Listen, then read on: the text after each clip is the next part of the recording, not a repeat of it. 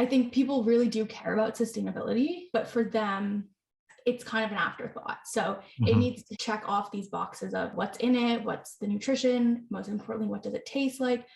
And then if all those boxes are checked, then they do care about the sustainability of it. With COVID and in the US, there was all these outbreaks at the meat processing plants and everything. And I think that really started to open up people's eyes to this idea of like, where is your food actually coming from and what's actually happening to it before it gets to you. Hi there, food enthusiasts. We're here again to talk about the future of food on the FutureFoodCast. And today, really excited to have with us Alessandra Amato from Algi. And she's going to tell us all about how she got into this space and bring us some highlights on what she sees happening in the food space and the trends that she's helping to set. Good afternoon. I think it is afternoon for you, Alessandra. Welcome to the show today. Thank you so much. I'm so excited to be here. Excellent. And, as we get started here, I think in some of the earlier discussion we've had, you have a very interesting, what we say, origin story and how you came into this business. And I think it'd be great for our guests to understand a little bit of the background that led you into this space before we start talking about the details of the business itself. Yeah, absolutely. So Algi was started myself and my business partner, Devin, out of Queen's University in Kingston in Canada. I was a kinesiology student. I really didn't care about food too much. And Devin was a commerce student and a global development student. And we were participating in a summer innovation program at Queen's University and basically had the entire summer to just try to solve a problem, find something that we were passionate about and try to come up with a solution, no strings attached, no need to kind of continue on with it. And Devin and I, that's where we met. We really bonded over our shared passion for sustainability and eating. We both love to eat. I think that's a huge part of being in the food industry. And we were trying to find something to work on over the summer, really had no idea. And we came across a CNN and a Forbes article claiming that algae was the food of the future. And I think my first reaction was, that's disgusting. Why would anyone want to eat algae? And as we kept reading about it, really started to see all of the amazing benefits that it has. At that time, Devin had been vegan for a few months, and I was trying to go plant-based, but was really struggling because I'm anemic and I'm allergic to soy. And so with the options that were available in the market, I just couldn't find anything that was going to give me a balanced diet. I ended up just cutting meat out of my diet, which led to a whole bunch of other health problems. And so to me, algae really spoke to me as the solution for this. And so a lot of the benefits, so there's a lot of nutritional benefits. So it's high in iron, it's high in protein. It is a complete protein, it's one of the only plant-based sources that does have all of the essential amino acids. It's where fish get their omegas from. So, by eating algae, you're cutting out the middleman. Tons of just vitamins, minerals, nutrients. It was just incredible. And then the environmental aspect of it is that it has a negligent resource demand. So it doesn't require arable land. 95% of the water used gets recycled. It uses CO2 to grow. So it's often used, people will capture the CO2 and use that to grow algae. And it has an incredibly high yield. So it can go from farm to table in only 8 hours. So there's a lot of implications about feeding people very quickly and very fast and nutritiously. So we really felt like there was this future, and I think more for personal interest than anything else, we started looking online to try to see what algae-based foods were out there and really didn't see anything. What we really saw was supplements and powders. And I personally am not a huge smoothie person. And to me, that's what you put supplements in and powders in. You put them in your morning smoothie and you just pack that full of goodness. But I hate doing that. So there really wasn't, I didn't see a lot of uses for this. And I think that for us was that light bulb moment when we were like, wait a second, what can we do with this? And so for the rest of that summer, we, went into our kitchens and just played around with different food products. So we made ramen noodles, we made pasta, we made cookies, nachos, hummus, desserts, like literally anything we could think of. we would try to make it with algae, and we're surprised honestly with ourselves at how successful they were. For a first or second attempt, they actually tasted pretty good. They, good texture, good consistency. So we brought it out to farmers markets, different community events, and just gave it away to people. And we're like, what do you think? And got such positive feedback that's really what got us started down this whole path, and got us to where we are today. It's an amazing story of getting started. And it all sounds like it for you and your co-founder. It sounds like this started with, if you will, a quest for sustainability in food. And that is definitely a theme that we have in this podcast. So I think it's one of the great reasons why you're joining us today. But as you also started to describe a little bit, it's great to be sustainable. It's great to have a wonderful raw material, but then you have this quest for the product and the quest for the consumers that might want to consume this product that they might normally think about in other contexts of, being in a pond or something like that. And maybe let's dive in a little bit more to, your path through understanding, both from your side, but from your customer side, what they want to eat, what their health conscious interests are, and how you ended up crafting your initial products and reaching that point that you're at today.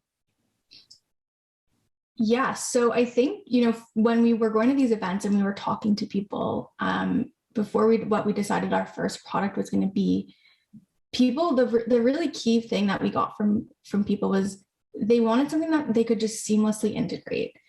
People, they're working all day, they're dealing with their kids, they're at school, whatever the case may be, they're busy all day. And they found it. A lot of people did want to eat plant-based, both for the health and the environmental reasons, but just felt so overwhelmed and confused. And then just felt like I don't have time to sit down at night and do all this research and figure out how do I pair up the different beans or lentils or whatever to get the, the vitamins and minerals that I would be getting from, just having a piece of chicken or something. And so that was a lot of it's a lot, it's overwhelming. I don't know what to do.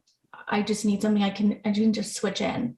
And so I think that for us really spoke to, one, the potential that, we are using spirulina algae and the potential that it has to create these products, but also just how can we make these products that they can just replace very easily the other products they're already consuming. And so, I don't know where I was going with that. Yeah. Well, I mean, obviously a lot of great sort of benefits from algae and the spirulina in particular. And, the nutritional benefits, as you described for yourself or your co-founder, very important in people that are trying to, or actually are being vegan or have other reasons to pursue a plant-based diet. What's your experience on those or with those who may not be vegan or who are also happy to sit down and have a hamburger? And what's the experience in helping them to understand why this might be a product for them and why this type of sustainable food should be important for them? I think we're at an age now where everyone knows that, we're in a climate crisis. Sustainable actions need to start being taken. Everyone knows that. I think a lot of times people, again, are just overwhelmed with, there's 10,000 things that I could be doing. I don't know where to start. I don't know what to do. I have my habits of, eating specifically. I have things I like to eat. I have things that I'm comfortable with and are familiar to me. And so for a lot of people, that change is very difficult, especially doing something like algae. Most people don't even know what it is. As you said, they think of it as pond scum when they first think of it. So they're not thinking of it as a food. And so there's definitely been an education piece associated with just the algae, in addition to the plant-based. I think, products like Beyond Meat and Impossible Burger were really revolutionary because getting those people who typically wouldn't do it. And again, I think it's that seamless integration. They're able here in Canada, they're able to go to A&W and just order a plant-based burger as easily as they would order a beef burger. And so having that, I think, has really helped. And that's really what we hope to kind of follow that trajectory of creating these products that is just easy for people to use and easy for them to understand. There is going to always be an education component around algae because it is such a novel food product. Even it's been used for centuries, and yet for some reason people I don't know why today people do not know what it is. I didn't know what it is before I kind of started on this path, but so I think there's the education piece is always there, but having these products that are really easy for people to comprehend. You know, our first product is an energy bar, and while it's not going to make, you know, quite the impact that we want to, it's what we needed to do as a first product to really help people understand and conceptualize it before we can move on to more impactful products that we do want to create. No, that's great. And as you, I think, were suggesting before, there's, you know, in the world we're in now, it's easy for people to understand, you know, the nutritional value of products. We know where to look on packaging to see that. We know how to read that. Also, you know, these groups like Impossible and Beyond have done a tremendous amount of heavy lifting on the marketing side to sort of break through and help people understand why this might be important and that it is actually palatable. And as you said, you know, your first products are these energy bars, and maybe tell us a little bit about, you know, how you formulated these energy bars and how you're communicating to consumers, again, those who may not even be vegan, that why is this important to you? Why do you want to eat this today? Yeah, I think, well, the first thing is that when we started, we actually were very, very against bars. Everyone was like, you should do a bar first. And we were like, absolutely not. We don't want to do this. We want to do, you know, something more impactful. And eventually just had to kind of be like, you know, enough customer feedback of people saying, I want a bar, that we had to do it. And so really the way that we went around, you know, developing that, we were 2 students at the time. We had no money. We still have no money. Like, we're just figuring it out. And our only experience with food really was like making ourselves dinner at night. Like, we don't have any food experience, any background in this. And so it really was us going on like cooking blogs and watching YouTube videos to be like, how did they make a bar? And what ingredients did they use? And, you know, going and just getting all these different ingredients and just trialing different formulations, and doing that. I think with algae and the spirulina itself on its own has a very umami, earthy flavor. And so we really needed to find different ingredients that were going to complement it, or even like complement it or mask that taste. And once we kind of found the set of ingredients, it was playing around with formulations, playing around with different ingredients. We'd make a few batches, give them out to friends, colleagues. We'd go on campus and just pass them around and see what people thought, and take all that feedback and then head back into the kitchen and keep playing around, keep tweaking the formulations. And that's really how we got the bar to where it is. We kind of got it to 90%. Eventually worked with a food scientist to just help us create a stable formulation that we could scale up for like large production runs. But it was really just us in our kitchen, like tweaking and playing around. And that was honestly super valuable, just to really be out there and be talking to people at every step, because we were getting so much feedback. And obviously on the product itself, but just to, and like going up to them and saying, here's this bar, and trying different points of the benefits and the different features, and seeing what they resonated the most with.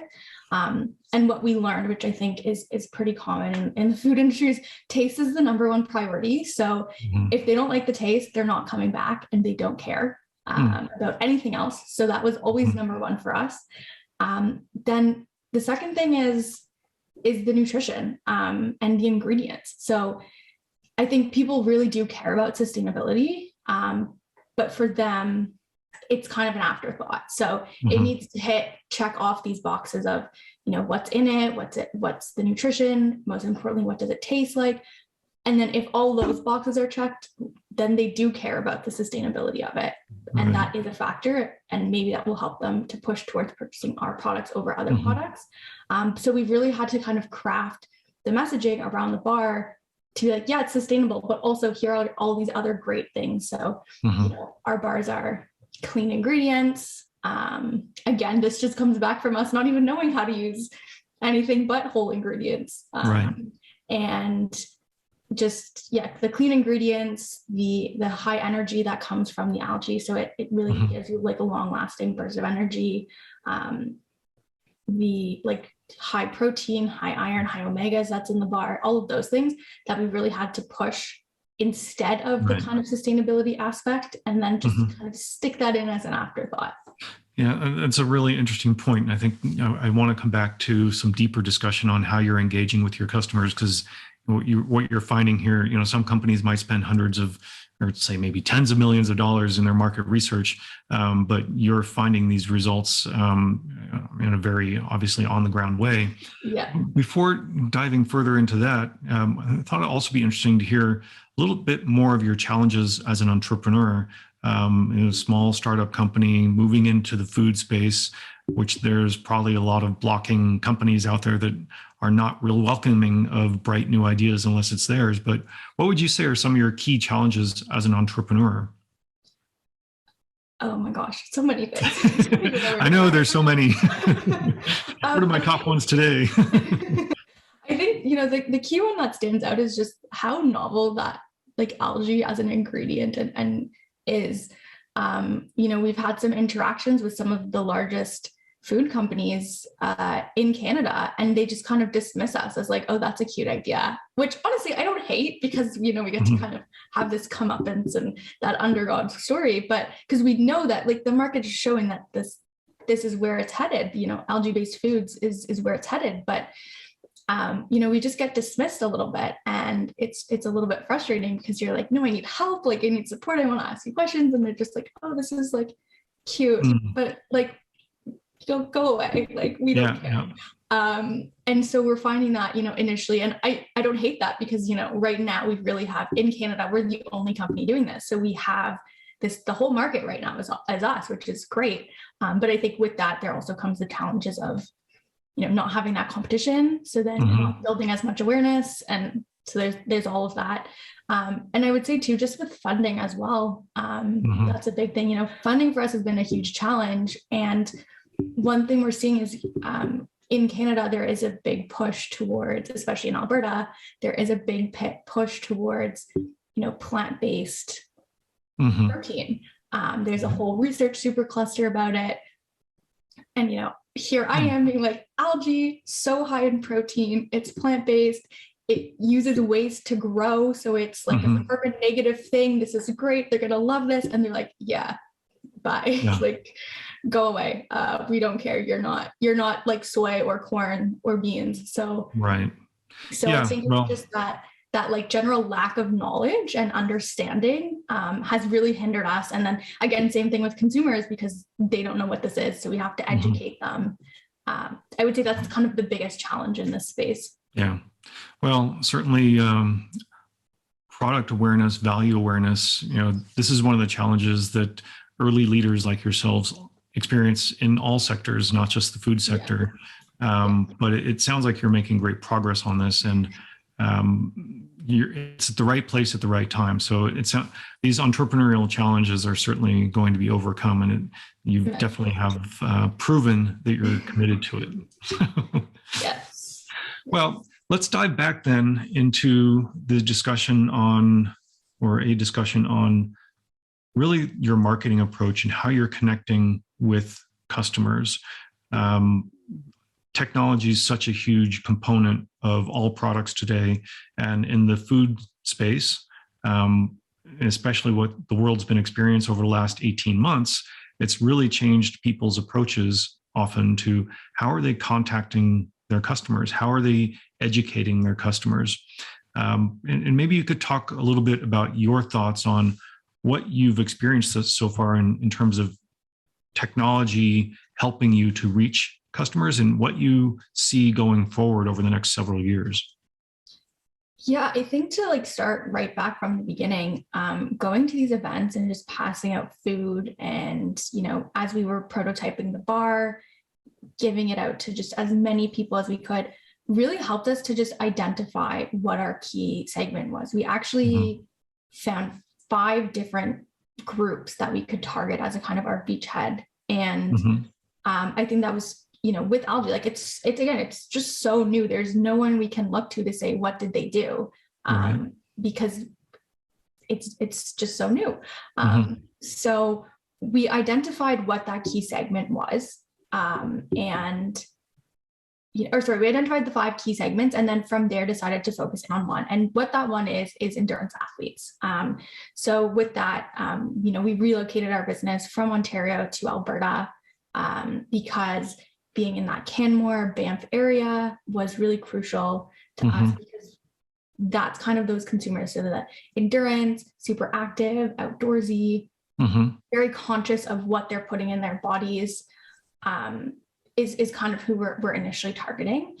And so with that, just so far what we've done is really like boots on the ground, as you mentioned, like getting out there, talking to people. With COVID, it's definitely, that's how we started. And then with COVID, we had to stop that. And it was a huge scramble, because I think when COVID first hit, we were still really trying to clarify who our target market was.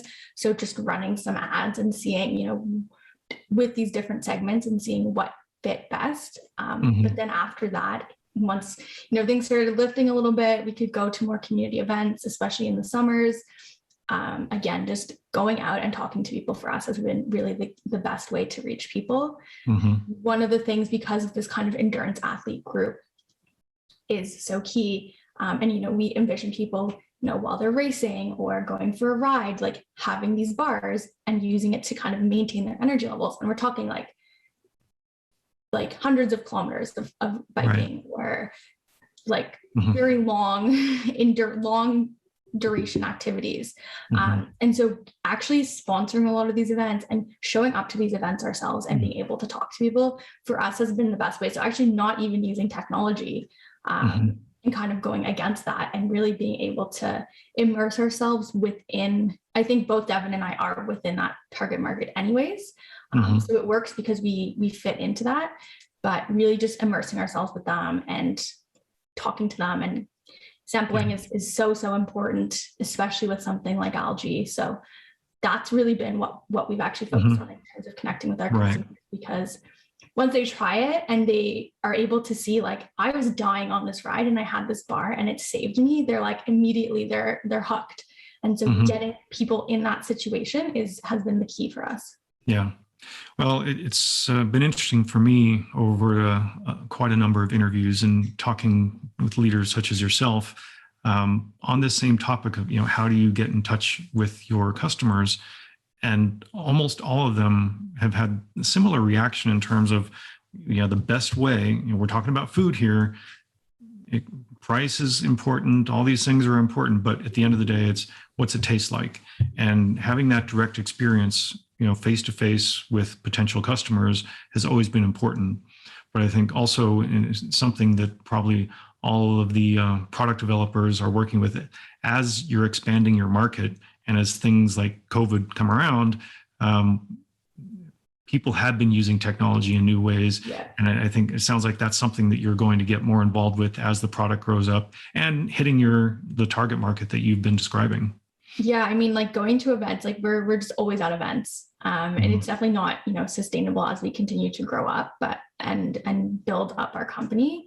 But it's definitely like, to get those first few people, and we're going to have to get really, really creative in terms of how we build our brand and how we are able to connect and engage with consumers. So I think, right now it's been key, but it's definitely not sustainable as we kind of scale and expand across Canada and the US and everything. It's the starting point, and that's important. In terms of sustainability, of course, there's a strong interest, as you described, both yourself and consumers in this area these days.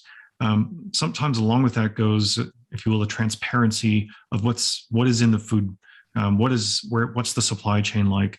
But in terms of, you would say, product transparency to consumers, is something that's been important to people that you've been talking about? And if so, in what aspects of it?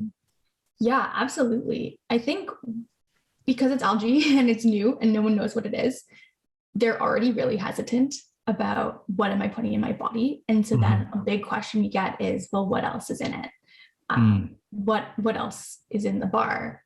And for us, we we have 2 flavors. One has 6 ingredients, one has 7 ingredients. They're all whole, unprocessed, real food ingredients that consumers actually know and actually recognize. And so it builds a lot of trust. And I didn't really think of this as being important, but it's been shocking to me, the amount of feedback where it's like, what's your favorite thing about the bar? And it's, yeah, the taste is great and the algae is cool, but I actually know what I'm eating. Like, I know what all these ingredients are, and I feel confident putting it in my body that it's good for me. So I would say that transparency has been incredibly important for consumers to understand. I think with COVID and in the US, there was all these outbreaks and like at the meat processing plants and everything. And I think that really started to open up people's eyes to this idea of like, where is your food actually coming from and what's actually happening to it before it gets to you. And so really being able to communicate that with our consumers has been incredible, and they absolutely love it.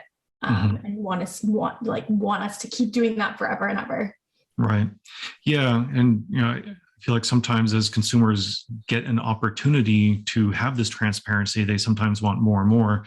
And they say, well, okay, where does this come from? How did it get here?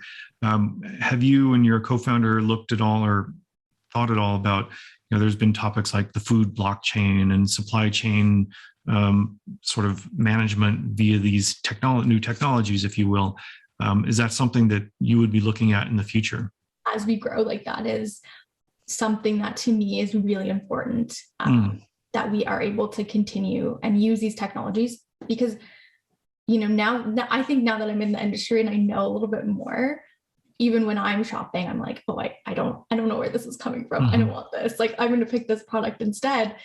And so I get it now why our consumers want this. And I think anything that we can do to be able to continue giving them that transparency and that peace of mind that comes with that transparency we're absolutely going to leverage. Yeah, I feel like sometimes if I could go into a store and just read something or scan something on a product and say, oh, this is where it all came from, and I had some trust in that, that could be a deciding factor, at least to get you to try it. Although, as you said, at the end of the day, cost and taste is going to be... It's always going to come down to cost and taste. It is. But, as just you described in your process of getting involved with this space, you didn't get involved because of cost and taste. You got involved because of passion for sustainability. Yeah. And I think that's the important trigger to get people, for example, to try your product. But then you have to perform. You're talking to athletes, and everybody can get the flashy bike and the flashy, outerwear, et cetera, but it doesn't mean anything unless you can perform. I think like an unknown advantage of working with endurance athletes as our key market is I have the background in exercise science and kinesiology. I understand how it all works. So people will come up to me and at events, especially, and be like I was cramping like crazy, like my legs, like I didn't know what to do. And I had your bar and it immediately went away. Like, why did that happen? And I'm like, how technical do you want me to get? And I'm able to like break it down for them, and they understand like, what is this bar actually doing for my body? And it's just so incredible to be able to talk to them about it.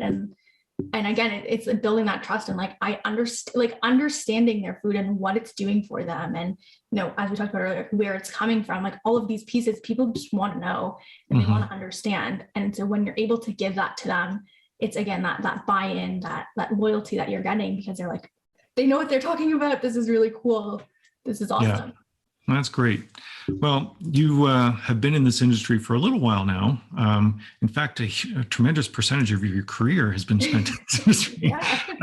And we all have different perspectives on the world when we get involved with something. And how has your perspective in the food industry changed with your experiences? Oh, good question. I'm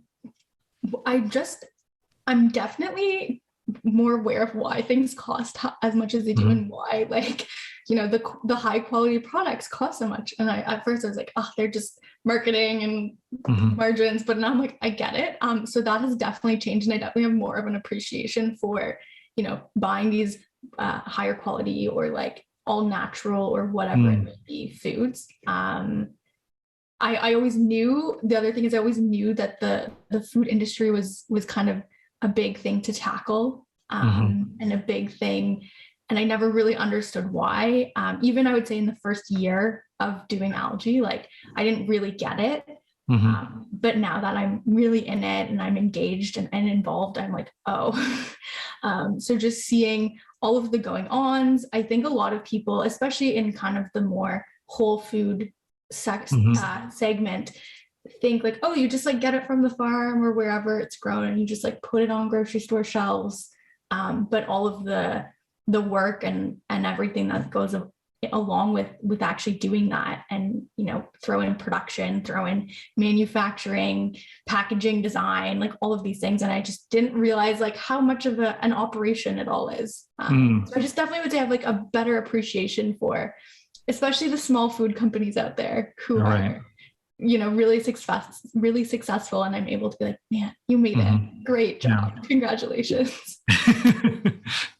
Well, and again, along with all this rapidly growing experience you have, you're planning the future of your product, but at the same time, you're seeing what's happening in your particular sector, but also in the broader sector of the food business. What do you see as the trends over the next 5 years? What do you see as these key customer demands from the supply side, new products, nutritional factors? What do you see are the top 2 or 3 things that you think will be new trends and leading the future of food? Number one is transparency, I think. So kind of, I think number 2 is still the plant-based space. I think for a long time, plant-based has just sort of been synonymous with healthy. And as I mentioned earlier, like the Beyond and Impossible burgers and the meats that came through, revolutionary in terms of just shaping this perception of what plant-based can actually be. But I think people are now starting to realize like there's a lot of products out there that just slap on plant-based, and with the expectation that consumers are going to be like, oh, this is healthy, so I'm going to pick this instead of something else. I think people are starting to really understand that that's not true. And they are paying, again, just, I think COVID really helped with this, is they're paying more attention to what they're eating and what they're putting in their body. So they're starting to become aware that just because something is plant-based, that does not mean that it's healthy and it's good for you. So I think just transparency in all aspects, so ingredients, supply chain, just from the companies themselves, I think that's going to be the number one thing that we're going to keep seeing, because consumers are wanting to get that information. And then, I think the plant-based trend, I think is here to stay. For generations to come, I would hope. And I think just we're going to see a lot of innovation within the plant-based space itself, as people really are trying to, Well, as you said on the transparency side, I think there's a lot of potential in what you have in front of you, because frankly, marketing goes both ways. You can have positive marketing on your product, and of course, there can be negative marketing from competing products. And I think that's been clearly one of the challenges for plant-based diets, where other food suppliers have promoted that if you want protein, you have to get it here, because of course plants can't provide that. And what we've seen over the last several years, some pretty top level athletes with a lot of muscle on their bodies are saying, hey, I'm a vegan or I'm vegetarian, and it works. And I think that's something that matches with your comments on transparency, but that transparency of reality. And how do you see being able to bring that to your product, being able to convince the people that, who think I need to have 3 pounds of chicken in a day to continue building muscle mass? How do you reach those people beyond just the simple facts? I think just, we are really trying with all of our brand messaging to, as cheesy as this is, to really speak from the heart. And I even still am that consumer who's like very overwhelmed by all of the different options. I find personally there's a lot of almost greenwashing in the food industry in terms of not just what's sustainable, but also what's healthy for me. And even I'm just like, I'm so confused. I don't know what's going on half the time. Like I'm shopping and I'm trying to find new foods to try and new plant-based products. And I'm like, I don't even understand what this is. And so I think just really drawing on that personal experience and being able to like project that into the brand and to be able to say like, I get it. I'm here with Yeah. you. Like, I'm just as confused as you are, but we're going to figure this out together. And being very open, I think people are really starting to resonate that, having that face behind the brand. It's not just, this big company. It's, these are the two founders. One of the other things we're really trying to leverage is just like brand ambassadors. So whether they're just influencers within, like, micro influencers, but we're actually trying to stay away from micro influencers even, and athletes, just people who are very prominent in their community, and just very passionate, and people who just see what we're doing and love it and are just like, this is incredible, I want to support you, and really using them to get our messaging across and to reach these different groups of people. That's been pretty helpful for us so far, because it's now not, the founders of this company who are obviously biased and want their companies to succeed. Right. It's, hey, I tried this and it was incredible, and here's why I loved it, and these are the great things that they're doing. And so then people are gonna, like, this is a source they probably already trust. And so that for us has been really important in kind of spreading the awareness and using that for education. Yeah. Well, I think transparency by itself is great, but I think, and this is something I've heard from a number of people as well, is when something's coming from the heart, when there's that passion behind it, and as you described from yourself and your co-founder, that's important. Yeah. And that authenticity is very important for qualifying the transparency. So it sounds like that's been a topic that's resonated with a number of different food products that we've been talking about. Yeah. I think that's kind of the way, and it's unfortunate, I think, for larger corporations that aren't necessarily going to be able to have that. But for us, it's, really leveraging our brand story, leveraging that, like, we are in the exact same position as you are. We are just as lost as you are, right. But we're here to help, kind of thing. And we can help you get through this and help you figure this out. People love that, because they're like, thank you. Like, no one gets it. No one seems to get it. Yeah. Now, this is excellent information. Our viewers are going to be very happy to be learning all about why algae is good for you. Are there any other topics that you would like to cover before we start wrapping up today? I just want to, like, re-emphasize, like, the potential of algae, not just as a food, but just kind of, algae as a food, I think, is great, and it's not as big as I think it's going to be yet. I think it's still very much in its infancy, but algae is being looked at for so many other things. So, nutraceuticals, pharmaceuticals, cosmetic ingredients, but even within the food industry still, a lot of animal feed is starting to incorporate algae, because it does reduce emissions, and it produces higher quality, like, livestock, and products that come from livestock. But also too, just like the waste aspect of algae, actually removing waste. I think that to me, that's something I've only learned in the past few months. There are a few different companies that have kind of, within Alberta even, that are, oil and gas companies. They're producing all of this, like, greenhouse gas, and they don't know what to do with it. And they're looking to grow algae out of it. And I just think that it's so incredible, because it's going to be able to kind of create this closed loop system where you literally take this gas and you take sunlight and you're able to make algae with it. And then the algae has so many great uses. And I think that's something people don't know about. And I think it's absolutely incredible. It gets me very, very excited. And even in kind of remote locations or in disaster relief, like, you can go and set up these systems and grow food, produce energy, reduce waste, all of these incredible things. And I just, I get so excited about that, because again, from that sustainability aspect, these are the kind of innovations and solutions we need. And so being able to be a part of that and kind of have an end use for, or have a use for the end product of the algae from that system is so exciting to me. So it's so incredible. Algae is just great. No, this is I think an important part of transparency for your product and supply chain, because like you said, it's not just about a great quality raw material that has amazing nutritional benefits. There's all these potential side benefits that you can incorporate into your supply chain that make it even more sustainable beyond just, a low environmental impact food. It's actually a positive environmental impact food. It's just like that whole, to me, to be able to And I don't think I think that technology is kind of still in the development phase. So it's even hard for me to articulate like all of the different ways that we can be able to have this impact. And yeah, you're right. It's not just going to come down to the food and what the food, the low environmental impact or that the food is having, but it's this whole systemic effect that's going to be happening because of algae. Right. I just think it's just so incredible. Yes, it's exciting. And I'm looking forward to trying the product. Before we wrap up, maybe can you remind our viewers the two products you have on the market right now and where they might be able to find them? Yes. So we are selling some spirulina powder, which is just the powder.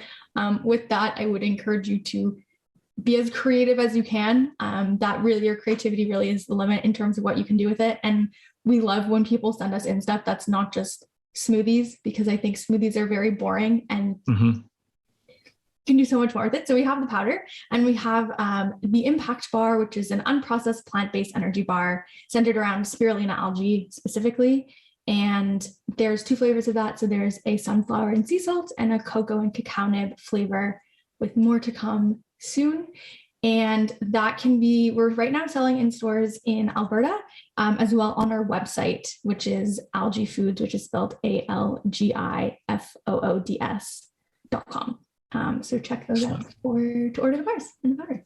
Perfect. Well, I'm fortunate to be living in Alberta, and I know when I'm going out to the food store later today, I'll be looking for your products. So I want to thank you very much. Again, we're here with Alessandra Amato of Algi, and the company that's really bringing a very unique food to the market and really finding new ways of bringing it to the customers. Thank you very much for being with us today, Alessandra. Thank you so much. I really enjoyed chatting with you today.